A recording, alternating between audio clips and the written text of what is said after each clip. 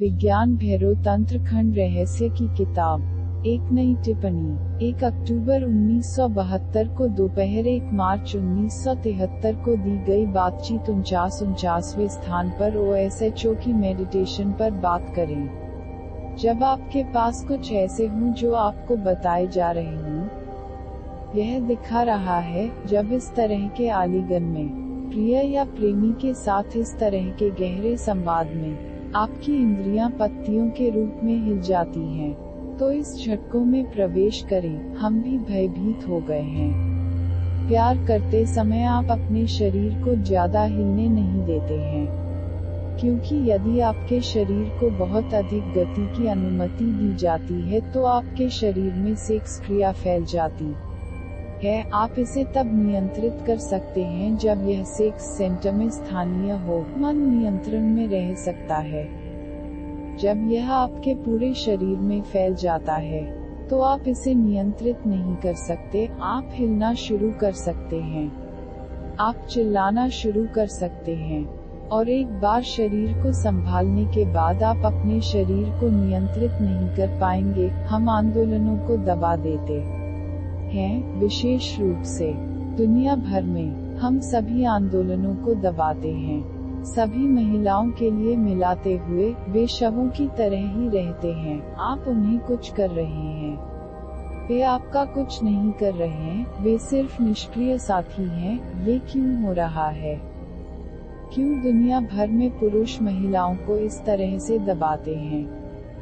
डर है, क्योंकि एक बार जब एक महिला का शरीर हो जाता है, तो एक पुरुष के लिए उसे संतुष्ट करना बहुत मुश्किल होता है, क्योंकि एक महिला के पास चेन ऑर्गास्म हो सकता है, एक आदमी नहीं हो सकता। एक आदमी के पास केवल एक संभोग हो सकता है, एक महिला के पास चेन ऑर्गास्म हो सकता है। वहाँ कई ऑर्गाज़म्स के मामलों की सूचना दी है। किसी भी महिला के पास एक श्रृंखला में कम से कम 3 संभोग हो सकते हैं, लेकिन पुरुष के पास केवल एक ही हो सकता है, और पुरुष के संभोग के साथ महिला उत्तेजित होती है और आगे के संभोग के लिए तैयार होती है। तब यह मुश्किल है, फिर इसे कैसे प्रबंधित किया जाए? उसे तुरंत दूसरे आदमी की जरूरत है, और समूह सेक्स वर्जित है। पूरी दुनिया में हमने एक रस समाज बनाया है। हमें लगता है कि महिला को दबाना बेहतर है, तो वास्तव में 80 से 90% महिलाएं कभी नहीं जानती हैं कि संभोग क्या है। वे बच्चों को जन्म दे सकते हैं, यह दूसरी बात है। वे आदमी को संतुष्ट कर सकते हैं, वह भी दूसरी बात है, लेकिन वे खुद कभी संतुष्ट नहीं होते। तो अगर आप दुनिया भर की महिलाओं में ऐसी कड़वाहट देखते हैं, उदासी, कड़वाहट, हताशा, यह स्वाभाविक है। उनकी बुनियादी जरूरत पूरी नहीं हुई है। हिलाना सिर्फ अद्भुत है, क्योंकि जब आप अपने सेक्स क्रिया में हिलाते हैं तो ऊर्जा पूरे शरीर में बहने लगती है। ऊर्जा पूरे शरीर में कंपन करती है। शरीर की हर कोशिका तब शामिल होती है, हर कोशिका जीवित हो जाती है, क्योंकि हर कोशिका एक सेक्स कोशिका है। जब आप पैदा हुए थे, तो 2 सेक्स सेल्स मिले थे और आपका होना पैदा हुआ था। आपका शरीर बना था। आपके शरीर में हर जगह वो 2 सेक्स सेल होते हैं। उन्होंने कई गुना और गुना किया है, लेकिन आपकी मूल इकाई सेक्स सेल बनी हुई है। जब आप अपने पूरे शरीर को हिलाते हैं, तो यह केवल आपके प्रिय के साथ आपकी मुलाकात नहीं है, आपके शरीर के भीतर भी प्रत्येक कोशिका विपरीत कोशिका के साथ मिल रही है। यह झटकों से पता चलता है।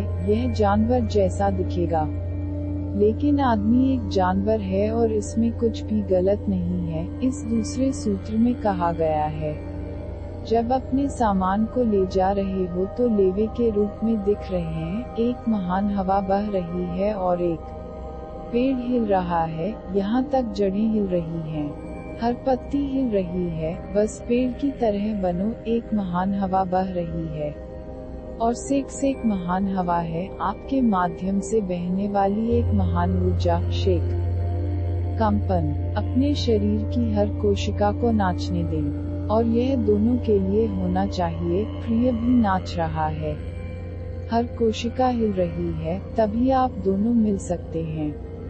और फिर यह बैठक मानसिक नहीं है, यह आपकी जैव ऊर्जा की एक बैठक है। इस मिलाते हुए दर्ज करें और मिलाते हुए अलग नहीं रहते। दर्शक मत बनो, क्योंकि मन ही दर्शक है। अलग मत खड़े हो जाओ, कांपते रहो, सब कुछ भूल जाओ और मिलाते बनो। ऐसा नहीं है कि आपका शरीर हिल रहा है, यह आप हैं, आपका पूरा अस्तित्व है। आप खुद ही हिल जाते हैं। फिर दो शरीर नहीं है, दो मन है। शुरुआत में दो हिलती हुई ऊर्जाएं होती हैं, और अंत में सिर्फ एक चक्र होता है, दो नहीं। इस घेरे में क्या होगा?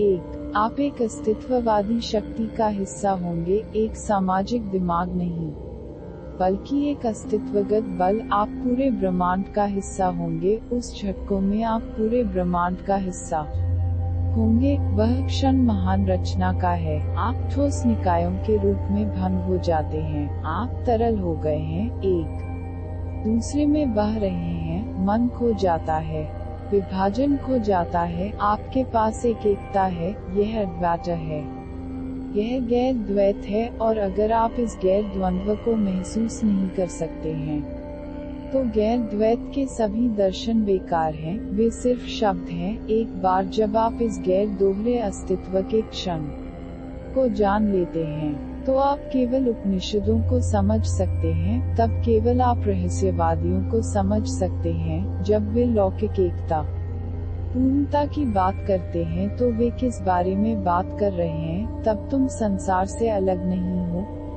उससे अलग नहीं। तब अस्तित्व तुम्हारा घर बन जाता है, और उस भावना के साथ कि अब मैं अस्तित्व में घर पर हूँ, सभी चिंताएं खो जाती हैं। तब कोई पीड़ा नहीं, कोई संघर्ष नहीं। इसी को लाओ अजू कहते हैं, ताओ, जिसे शंकर अद्वैत कहते हैं। आप इसके लिए अपना खुद का शब्द चुन सकते हैं, लेकिन एक गहरे प्यार के माध्यम से इसे महसूस करना आसान है। लेकिन जिंदा रहो, हिलते रहो, और खुद ही हिल जाओ।